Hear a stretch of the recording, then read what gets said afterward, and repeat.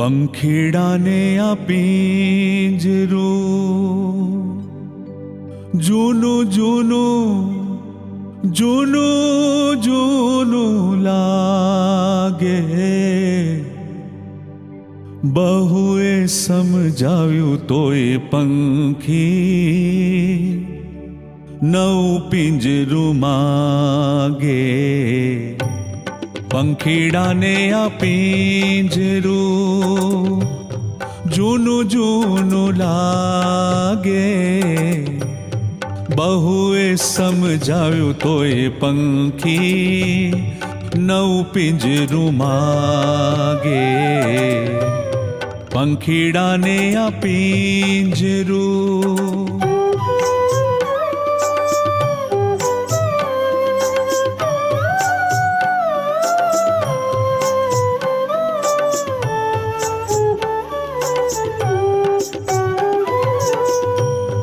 उमट्यो अजंपो एने पंडनारे प्राणनो। उमट्यो अजंपो एने पंडनारे प्राणनो। अणधार्यो कर्यो मनोरथ दूरना प्रयाणनो। अणदीठे देश जावा लगन एने लागी। बहुए समझाव्યું તોય પંખી નવ પિંજરું માગે। પંખીડાને આ પિંજરું।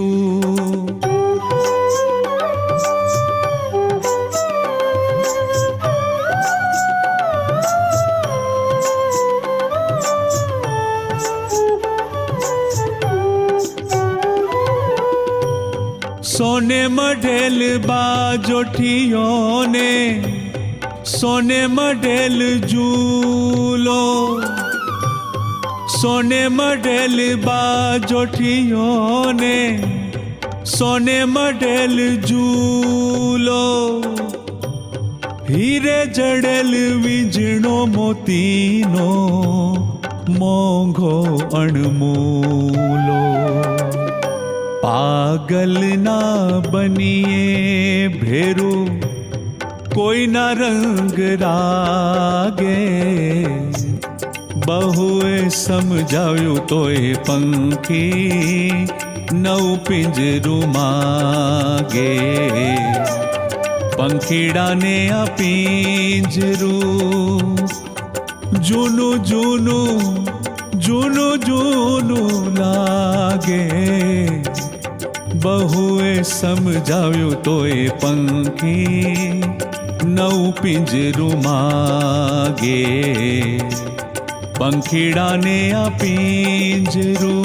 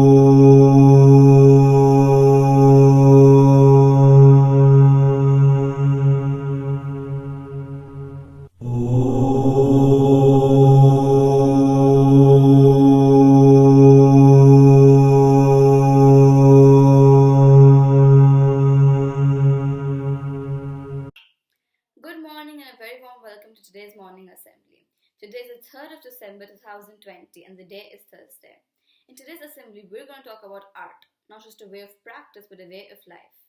Louise Nevelson once said that I've always wanted to show the world that art is everywhere. It first has to go through creative process. That is what today's assembly is about. Art. Art that is everywhere.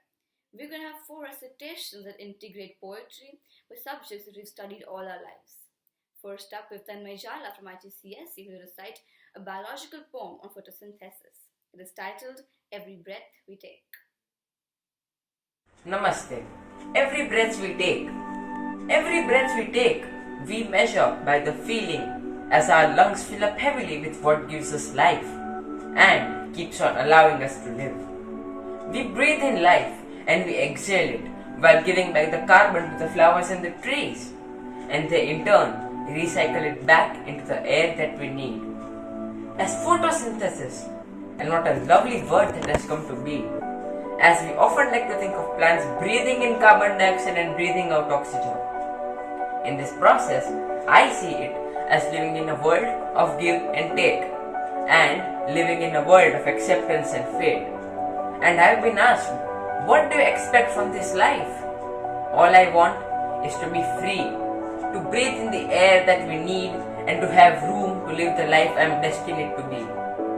Remember, life is not measured by the number of breaths we take, but by the number of moments that take our breath away.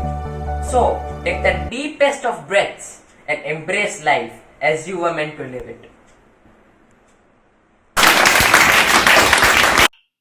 Thank you, Tanmay. That was wonderful. Next, we have Siddhi Changela from IP who recite a mathematical poem on prime numbers. Prime numbers are numbers that have only 2 factors, 1 and themselves. This poetry is a love story between 2 prime numbers. 59. 59 wakes up on the wrong side of the bed. Realizes all his hair is on one side of his head. Takes just under a minute to work out that it's because of the way that he slept. He finds some clothes and gets dressed. He can't help but look into the mirror and be subtly impressed. How he looks rough around the edges and yet casually messed. And as he glances out the window, he sees the sight that he gets blessed with of 60 from across the street.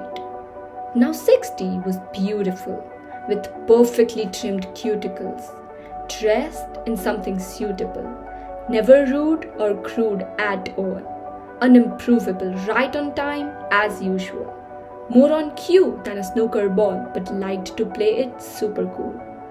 59 wanted to tell her that he knew her favorite flower. He thought of her every second, every minute, every hour. But he knew it wouldn't work. He'd never get the girl. Because although she lived across the street, they came from different worlds. While 59 admired 60's perfectly round figure, 60 thought 59 was odd. One of his favorite films was 101 Dalmatians. She preferred the sequel. He romanticized the idea they were star-crossed lovers. They could overcome the odds and evens because they had each other. While she maintained the strict views imposed on her by her mother, that separate could not be equal. And though at the time he felt stupid and dumb for trying to love a girl controlled by her stupid mom, he should have been comforted by the simple sum that take away 59 from 60 and you're left with the one. Sure enough, after 2 months of mopping around, 61 days later, 61 was who he found. He had lost his keys and his parents were out. So one day after school, he went into a house. As he noticed the slightly wonky numbers on the door, he wondered why he'd never introduced himself before. As she let him in, his jaw dropped in awe. 61 was like 60, but a little bit more. She had prettier eyes and an approachable smile, and like him, rough around the edges, casual style. And like him, everything was in disorganized piles.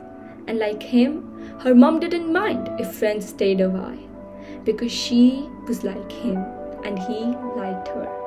He reckoned she would like him if she knew he was like her. And it was different this time. I mean, this girl was wicked. So he plucked up the courage and asked for her digits. She said, I'm 61. He grinned and said, I'm 59. Today I've had a really nice time. So tomorrow, if you wanted, you could come over to mine. Sure, she said. She loved talking to someone just as quirky. She agreed to this unofficial first date. In the end, he was only ready 1 minute early. But it didn't matter because she arrived 1 minute late. And from that moment on, there was non-stop chatter. How they loved X Factor, how they had 2 factors, how they did not matter. Distinctiveness made them better. By the end of the night, they knew they were meant together. And one day, she was talking about stuck-up 60. She noticed that 59 looked a bit shifty. He blushed, told her of his crush. The best thing that never happened because it led to us. 61 was clever. See, not prone to jealousy. She looked him in the eyes and told him quite tenderly, You're 59, I'm 61. Together, we combine to become twice what 60 could ever be. At this point, 59 had tears in his eyes. He was so glad to have this one-of-a-kind girl in his life. He told her the very definition of being prime was that with only one and himself could his heart divide. And she was the one he wanted to give her heart to. She said she felt the same, and now she knew the films were half true. Because that wasn't real love. That love was just a sample. When it came to true love, they were the prime example. Thank you.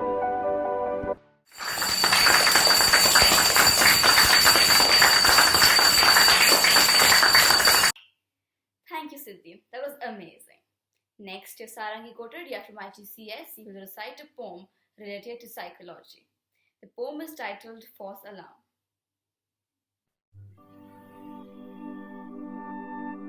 Namaste. False alarm. What is the origin of laughter? What purpose does it serve? When we joke, why then after do our mouths begin to curve? This is a universal language, spoken by all humankind, independent of place or age or any culture you might find. But from where does this originate, this uncanny and leveling tick? By what evolutionary mandate did this reflex come to stick? The false alarm explanation holds that laughter draws a line between the events of consternation and those which are benign. It claims that laughter is just a call made by the members of a pack, imploring others not to give their all, but rather to hold back. This idea, for what it's worth, might also help us explain why we often express mirth at situations tragic and profane. For during times of great severity, we find the humor most alert, as in days gone by this proclivity helped us the real threats from inert. So the next time you hear a chuckle, think of the origin of that sound, when each raw knuckle a little closer to the ground, a little closer to the ground. Thank you.